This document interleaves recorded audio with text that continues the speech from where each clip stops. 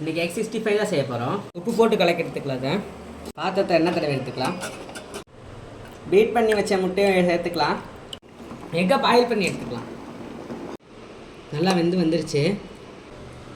முட்டை ரெடி ஆகிடுச்சு. அடுத்து மசாலா கலக்கலாம்.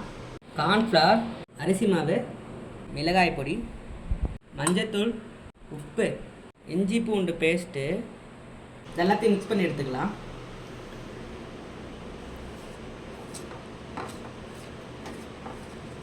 மசாலா ரெடி ஆகிடுச்சு. முட்டை அதில் போட்டு கலக்கி எடுத்துக்கலாம்.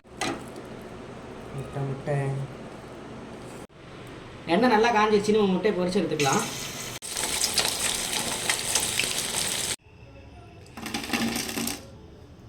எல்லாத்தையும் பொரிச்சு எடுத்தாச்சு. இப்போ நம்ம டேஸ்ட் பண்ணி பார்த்துக்கலாம். மேலே கிறிஸ்பியாக உள்ள நல்லா சாஃப்டாக வந்துருக்குங்க. சிக்கன் 65 டேஸ்ட்டில் இருக்குங்க. அப்படியே நீங்களும் வீட்டில் ட்ரை பண்ணி பாருங்கள். பாய்.